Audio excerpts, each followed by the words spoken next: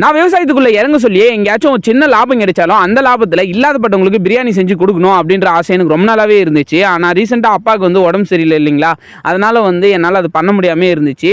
இப்போ கொஞ்ச நாளுக்கு முன்னாடி ஒரு ஷார்ட் வந்து போட்டிருந்தேன், காராமணி தோட்டத்தில் நம்மளுக்கு கொஞ்சம் லாபம் கிடைச்சிது அப்படின்னு சொல்லிட்டு அதை கொஞ்சம் எடுத்து நம்ம பிரியாணி செஞ்சு கொடுத்துருவோம், நம்ம ஆசையை நிறைவேற்றிடுவோம் அப்படின்னு சொல்லிட்டு இன்றைக்கி வந்து பார்த்திங்கன்னா நானே எங்கள் அண்ணா அப்புறம் என்னோடய ஃப்ரெண்டு 3 பேரும் வந்து பார்த்திங்கன்னா இறங்கிட்டோம்.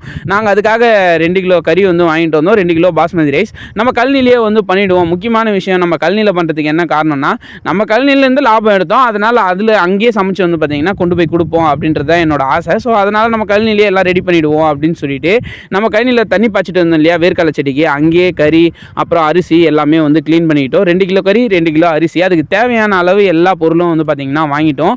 முதல்ல நாங்கள் எப்படி பிரியாணி செஞ்சோம் அப்படின்னு சொல்லிட்டு ரொம்ப ஷார்ட்டாக வந்து போட்டிருக்கோம். அதே போல் நாங்கள் கொண்டு போய் கொடுத்தது எல்லாத்தையுமே சேர்த்து வந்து பார்த்திங்கன்னா இந்த 5 நிமிஷம் வீடியோக்குள்ளேயே வந்து முடிச்சிருக்கோம்.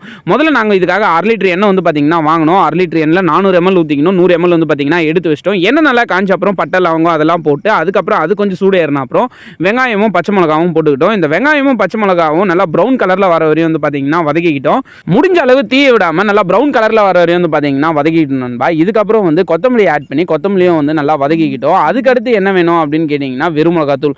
இது வெயில் காலன்றனால மீடியமாக தான் வந்து பார்த்திங்கன்னா எடுத்துக்கிட்டோம். வெறும் மிளகாத்தூள் போட்டு அதை கலரிட்டு அதுக்கப்புறம் வந்து இஞ்சி பூண்டு பேஸ்ட் வந்து 200 கிராம் இஞ்சும் 100 கிராம் பூண்டும் வந்து பார்த்திங்கன்னா நாங்கள் தேவையான அளவு வெயிட் வச்சு தான் எடுத்தோம். வெயிட் வச்சு எடுத்து அதை அரைச்சி வந்து பார்த்திங்கன்னா ஆட் பண்ணி கலரை வந்து ஸ்டார்ட் பண்ணோம். இஞ்சி பூண்டோட வாசனை வந்து தெரியக்கூடாது இல்லையா, அதனால் நல்லா கலரிக்கிட்டோம்.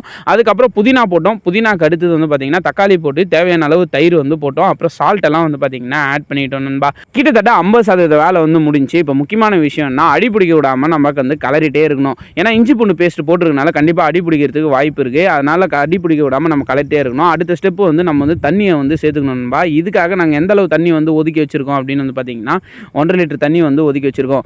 இன்னொரு சைடு வந்து நம்ம பாஸ்மதி ரைஸை வேக வைக்கிறதுக்காக தனியாக வந்து தண்ணியை சூடு பண்ணிட்டு இருக்கோம். தண்ணி ஓரளவு கொதி வந்தது அப்புறம் நம்ம நெருப்பெல்லாம் எடுத்துட்டு பாஸ்மதி ரைஸை போட்டுனாலே அரை வேக்காடு வந்து வந்துடும். நம்ம இந்த பிரியாணி செய்யறதுக்கு அரை வேக்காடு பாஸ்மதி ரைஸ் தான் வந்து பார்த்திங்கன்னா தேவை. இது அடி பிடிக்க விடாமல் ஒரு சைடு வந்து பார்த்திங்கன்னா நம்ம வந்து கலரிட்டே இருக்கணும். இப்போ தண்ணியை வந்து ஆட் பண்ணிக்கணும். நான் ஆல்ரெடி சொன்னேன் இல்லையா நண்பா, இதுக்காக 1.5 லிட்டர் தண்ணி வந்து நம்ம தனியாக எடுத்து வச்சிருக்கோம் அப்படின்னு சொல்லிட்டு. 1.5 லிட்டர் தண்ணி போதுமா ப்ரோ அப்படின்னு கேட்டிங்கன்னா, ஏன்னா நம்ம சாதத்தை வந்து தனியாக வெடிச்சு வச்சுக்கிறோம், அதனால 1.5 லிட்டர் தண்ணி வந்து போதுமானது அப்படின்னு வந்து நினைக்கிறேன். இதுவே வந்து அடி பிடிக்காமல் இருக்கும் நண்பா. அடுத்ததான் நம்ம பிளேட்டை போட்டு மூடி தீயை ஃபுல்லாக வச்சுட்டு வந்து பார்த்திங்கன்னா கொதிக்க வந்து விடணும். இன்னொரு சைடு நம்ம சாதத்துக்கு தேவையான எல்லா ஏற்பாடும் வந்து பண்ணிடலாம் நண்பா. முடிஞ்ச அளவு இந்த டைமில் வந்து பார்த்திங்கன்னா தீயை வந்து ஃபுல்லாக வச்சு ஒரு 5 நிமிஷம் போதுங்க, ஃபுல் தீயில் வந்து வச்சு கொதிக்க வந்து விடணும். அதுக்கப்புறம் காரம் உப்பு எல்லாமே கரெக்டாக இருக்கா அப்படின்னு ஒரு வாட்டி வந்து பார்த்திங்கன்னா டெஸ்ட் பண்ணிக்கும். இந்த சைடு நம்ம தண்ணி வச்சுருந்தோம் இல்லையா கொதிக்க, அதில் வந்து உப்பு வந்து ஆட் பண்ணிக்கலாம். அப்போ சாதத்தில் வந்து நல்லா வந்து உரைச்சிரும். இந்த சைடு வந்து பார்த்திங்கன்னா நல்லா கொதி வந்து வந்துருச்சு. இந்த டைமில் நம்ம சிக்கன் ஆல்ரெடி 2 கிலோ வந்து எடுத்து வச்சுருந்தோம் இல்லையா, அந்த கறியை வந்து போட்டுப்போம். இப்போவும் மறுபடியும் வந்து அடி பிடிக்க விடாமல் வந்து நம்ம கலர்ட்டே இருக்கணும். இந்த சைடு தண்ணியில் வந்து பார்த்திங்கன்னா நம்ம எடுத்து வச்ச சாதத்தை வந்து போட்டுடணும். இன்னொரு விஷயம் என்னென்னா, தண்ணி கொச்ச அப்புறமே நம்ம அரிசியை வந்து போட்டுட்டோம்னா அதுக்கப்புறம் நெருப்பெல்லாம் வந்து எடுத்து விடணும். ஏன்னா நம்மளுக்கு தேவையானது அரை வேக்காடு பாஸ்மதி ரைஸ் இருந்தாலே வந்து பார்த்திங்கன்னா அதுவே வந்து நம்ம தம் போட்ட அப்புறம் வந்து பார்த்திங்கன்னா கரெக்டாக இருக்கும்.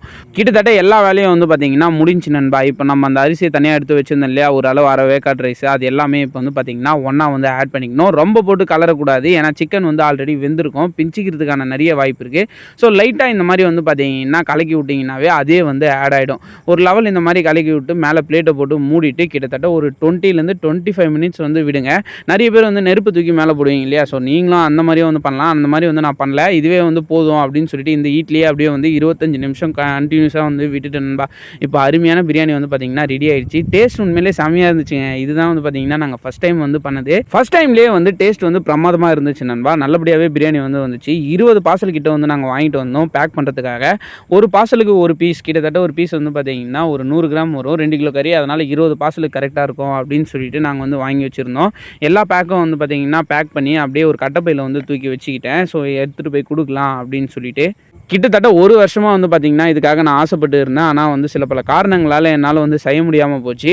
இப்போ என்னோடய ஆசை வந்து முழுக்க வந்து நிறைவேறிடுச்சு நண்பா. நம்ம விவசாயத்துக்குள்ளே இறங்க சொல்லியே வந்து நம்ம கிடைக்கிற லாபத்தில் பண்ணி கொடுக்கணும் அப்படின்னு சொல்லிட்டு நான் ஸ்டார்டிங்கே வந்து ஆசைப்பட்டேன்.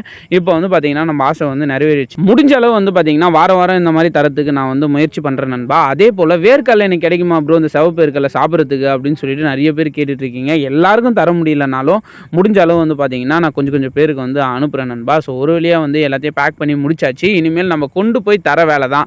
ஸோ எங்கெல்லாம் கொண்டு போய் தந்தோம் அப்படின்னு வந்து பார்த்திங்கன்னா முக்கியமாக நாங்கள் ரயில்வே ஸ்டேஷனுக்கு தான் வந்து கொண்டு போனோம். ஞாயிற்றுக்கிழமை தான் இது வந்து செஞ்சோன்றனால கண்டிப்பாக வந்து அங்கே நிறைய பேர் இருப்பாங்க, அவங்களுக்குலாம் கொடுக்கலாம் அப்படின்னு நினச்சி கொண்டு போனோம். ஆனால் நாங்கள் போன இடத்துல வந்து ஒரு அண்ணன் தான் இருந்தால் போல். அவருக்கு வந்து கொடுத்த அப்புறம் வந்து அவர் சொன்னார், இந்த மாதிரி எங்கள் ஆட்கள் வந்து அங்கே நிறைய பேர் சாப்பிடாமையே இருக்காங்கண்ணா, அவங்களுக்கு கொண்டு போய் கொடுங்க அப்படின்னு வந்து சொன்னார். ஸோ அவர் சொன்னது போலேயே வந்து பார்த்திங்கன்னா அங்கே போனோம். அங்கே வந்து நிறைய பேர் இருந்தாங்க. ஸோ எங்ககிட்ட இருந்த எல்லா பார்சலையும் வந்து பார்த்திங்கன்னா ஆளுக்கு ஒன்றா வந்து ஷேர் பண்ணி கொடுத்தோம் நண்பா. என்ன கொண்டு வந்தோம், என்ன கொண்டு போவோம், விவசாயத்தை அழிய விடாமல் பார்த்துக்கிறது வந்து பார்த்திங்கன்னா நம்மளோட கடமை நண்பா. நம்ம பிரித்வி டாக்ஸ் ஃபேமிலி எல்லாருமே வந்து பார்த்திங்கன்னா நல்ல சப்போர்ட் வந்து கொடுத்துட்டு வரீங்க, நிறைய ஊக்கமும் வந்து பார்த்திங்கன்னா கொடுத்துட்டு வரீங்க. எல்லாருக்குமே மிகப்பெரிய ஒரு நன்றி. நான் இதுக்கு முன்னாடியே ஷார்ட்ஸில் வந்து சொன்னது தான் நண்பா, அடுத்த தலைமுறை பசங்க விவசாயம்னா என்னன்னு கேட்கறதுக்கு முன்னாடி நம்ம வந்து பார்த்திங்கன்னா காப்பாற்ற வேண்டியது நம்மளோட கடமை. நன்றி நண்பா.